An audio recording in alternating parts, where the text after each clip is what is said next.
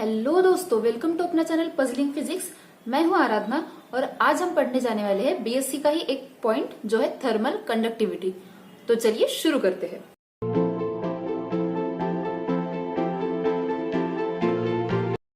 So what is thermal conductivity? तो देखो दोस्तों, जैसे कि हमें पता है कि कंडक्टिविटी क्या होता है। अगर कोई भी मटेरियल है हमारे पास तो उसमें से जो कोई चीज वो कंडक्ट कर सकता है, जैसे इलेक्ट्रिसिटी है सपोज, तो इलेक्ट्रिसिटी जो कंडक्ट करता है वो उसकी प्रॉपर्टी हो गई कंडक्टिविटी। वैसे ही कोई मटेरियल कितनी हीट कंडक्ट कर सकता है, वो जो कैपेसिटी होती है या फिर उस मटेरियल की जो प्रॉपर्टी होती है हीट कंडक्ट करने की, उसे हम कहते हैं थर्मल कंडक्टिविटी। थर्मल जो वर्ड है वो शो कर रहा है हीट, और कंडक्टिविटी मतलब उस मटेरियल की हीट को कंडक्ट करने की एबिलिटी। ठीक है, तो हम ऐसे कह सकते हैं कि thermal conductivity is the intrinsic property of a material which relates its ability to conduct heat. ठीक है, या फिर दूसरे तरीके से डिफाइन कर सकते हैं कि rate at which heat is transferred through a unit cross section area of a material when a temperature gradient exist perpendicular to the area.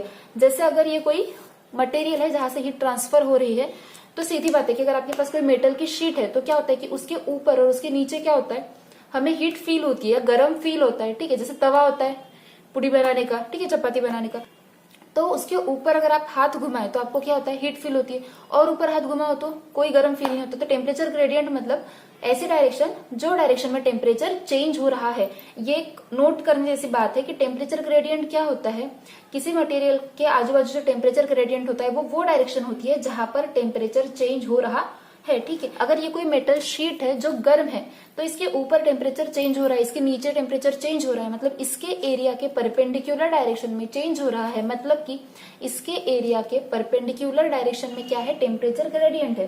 तो डेफिनेशन क्या देनी है हमें, the rate at which heat is transferred through a unit cross section area of material when a temperature gradient exist perpendicular to the area.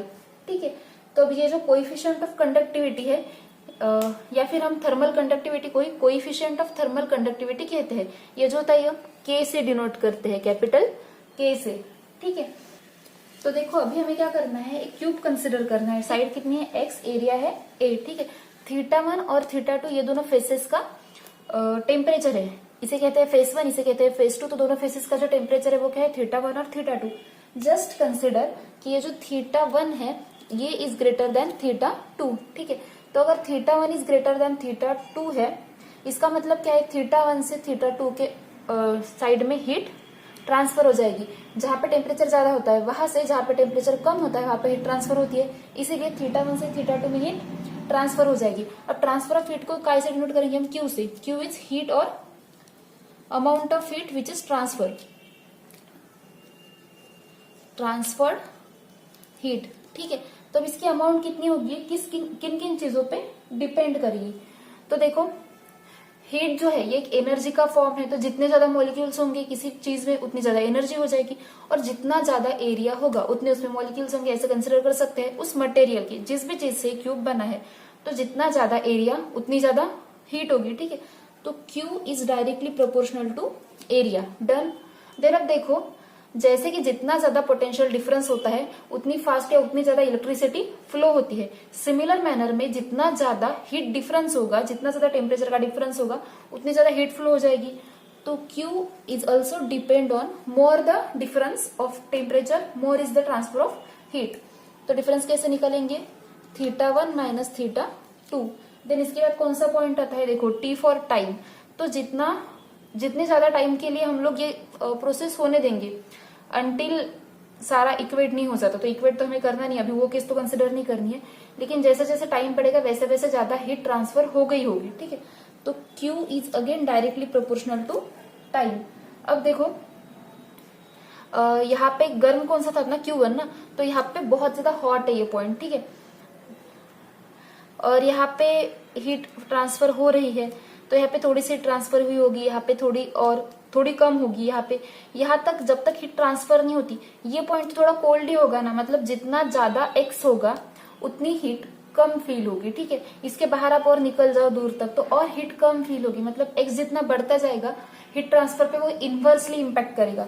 So Q is inversely proportional to x. ठीक है, अब इन सारी चीजों को अगर हम मिला दे तो हमें इक्वेशन क्या मिलता है, Q is directly proportional to,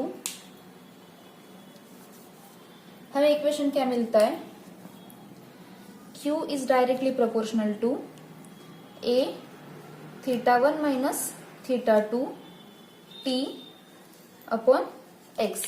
ठीक है, यहां तक पहुंच गए हैं। अब आगे क्या होगा कि ये जो प्रोपोर्शनलिटी का साइन है ये हटाना होगा, तो ये हटाने के लिए जो टर्म हम लोग प्लेस करेंगे वही है हमारी थर्मल कंडक्टिविटी। ठीक है, अभी हम यहाँ पर क्या पुट करेंगे, Q is equals to K A θ1 minus θ2 into temperature upon X। So यहां से थर्मल कंडक्टिविटी की वैल्यू हमें क्या मिलेगी, K is equals to Q into X upon A θ1 minus θ2 upon T। ठीक है, तो आपको ये जो इक्वेशन है हीट के लिए जो थर्मल कंडक्टिविटी के फॉर्म में है ये बिल्कुल भी नहीं भूलना है, ये बहुत सारी जगह पे है। और ये सारी प्रोपोर्शनलिटीज कैसे आई और कैसे इनवर्सली प्रोपोर्शनल आया है मैंने आपको एक्सप्लेन कर दिया। अब देखो यहाँ पर अगर हम लोग एरिया को यूनिट एरिया कंसिडर करें, ये जो टेम्परेचर का डिफरेंस है वो 1 डिग्री सेल्सियस कंसिडर करें, टाइम जो है मतलब कितने टाइम के लिए हमने ये सारी चीजें देखी है वो हम कंसिडर करें कि 1 सेकेंड है, और डिस्टेंस जो है वो भी हम यूनिट डिस्टेंस कंसिडर करें, मतलब इसकी वैल्यू क्या हो जाएगी 1 cm क्यूब या फिर 1 मीटर क्यूब। ठीक है, यहाँ पर 1 सेंटीमीटर है 1 मीटर, यहाँ पर 1 डिग्री सेल्सियस और टाइम कितना हो जाएगा 1 सेकेंड्स। तो ये सारी वैल्यूज 1 हो जाएगी, तब हमारे पास इक्वेशन क्या आ जाएगा, Q इक्वल्स टू K। ठीक है, इसका मतलब क्या है कि अगर सारी कंडीशंस यूनिट हो, मतलब कि जो मटेरियल है उसकी लेंथ यूनिट हो, एरिया यूनिट एरिया हो, टेम्परेचर डिफरेंस भी कितना हो यूनिट डिफरेंस हो, तो ऐसे कंडीशन में जितनी हीट उस मटेरियल से ट्रांसफर होगी वही क्या है उसका थर्मल कंडक्टिविटी। तो थर्मल कंडक्टिविटी को अनदर वे में कैसे डिफाइन कर सकते हैं कि अगर कोई मटेरियल उसके यूनिट क्रॉस सेक्शन एरिया में से यूनिट टाइम के लिए जितनी हीट ट्रांसफर कर सकता है वो क्या हो गई उसकी एबिलिटी हीट ट्रांसफर करने की, और वही है हमारी थर्मल कंडक्टिविटी।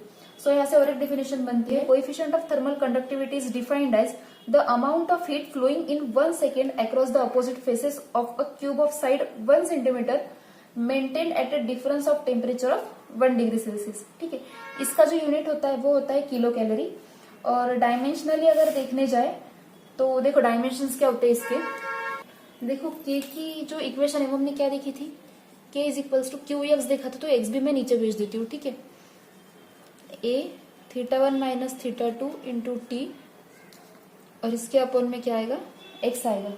ठीक है, तो यहाँ से इक्वेशन और कैसे चेंज हो सकता है, अब यहाँ पर θ1 माइनस θ2 क्या है, चेंज इन हीट, सॉरी यहाँ पे θ1 माइनस θ2 क्या है, change in temperature with respect to direction. तो इसे हम कैसे लिख सकते हैं, और Q अपॉन AT, और यहाँ पर नीचे आ जाएगा और d थीटा बाय dx। ठीक है, तो K को लिख सकते हैं Q अपॉन AT, और जैसे कि हीट ट्रांसफर हो रही है तो यहाँ से कम होकर यहाँ पे ज्यादा हो रही है, तो इसे निगेटिव साइन हम लगा सकते हैं, theta x upon D theta.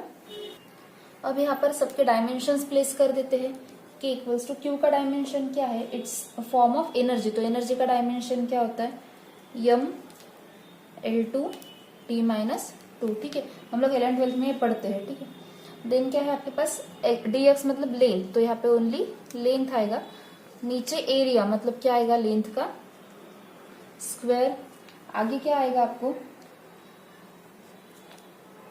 D theta के लिए हमें थीटा ही लिखना है टेम्परेचर के लिए, और अगेन टाइम के लिए क्या आएगा टी। ठीक है, मास लेंथ एंड टाइम भी फंडामेंटल क्वांटिटीज होती है, यहाँ पर टी का मतलब टेम्परेचर बिल्कुल भी नहीं है, तो टेम्परेचर के लिए हमने थीटा ही रखा है। ठीक है, तो इसे सॉल्व करने के बाद हमें क्या मिलता है, K इक्वल्स टू, ये पूरा सॉल्व करने के बाद मिलता है ML माइनस 3 ऊपर जाके और theta raise to power -1, L power 1 है, 2 ऊपर जाएगा तो क्या हो जाएगा -2, और यहाँ पे भी 2 है तो सॉरी ये 2 के साथ 2 कैंसिल हो जाएगा, यहाँ पर L का क्या हो जाएगा 2 के साथ 2 कैंसिल हो जाएगा, एक L बचेगा, एक M बचा, T ऊपर जाएगा -2 -1, इसीलिए -3 हो गया, थीटा ऊपर जाएगा -1, तो ये क्या हो गया K का डायमेंशन हो गया। अब देखो किसी भी मटेरियल का K मतलब कि कोएफिशिएंट ऑफ थर्मल कंडक्टिविटी जितना ज्यादा है मतलब वो उतनी ज्यादा हीट ट्रांसफर कर सकता है, तो के की वैल्यू ज्यादा, इसका मतलब क्या हो गया कि वो जो मटेरियल है वो है गुड कंडक्टर ऑफ हीट। और अगर कोएफिशिएंट ऑफ थर्मल कंडक्टिविटी मतलब कि के, इसकी वैल्यू अगर बहुत ही कम है तो वो हो गया पुअर कंडक्टर ऑफ हीट या फिर बैड कंडक्टर ऑफ हीट। ठीक है, अगर के की वैल्यू इन्फिनिटी है, के की वैल्यू क्या है, इन्फिनिटी है, तो उसका मतलब होता है कि वो जो कंडक्टर है वो परफेक्ट है या आइडियल हीट कंडक्टर है। और अगर के की वैल्यू 0 होती है तो वो जो कंडक्टर या सब्सटेंस है वो परफेक्टली इंसुलेटर है। ठीक है, तो that's all about thermal conductivity. Next video में हम लोग radial flow of heat, rectilinear flow of heat, ये सारी चीजें देखने वाले हैं। तो तब तक के लिए पढ़ते रहिए, मुस्कुराते रहिए, अपना ख्याल रखिए और थैंक यू सो मच।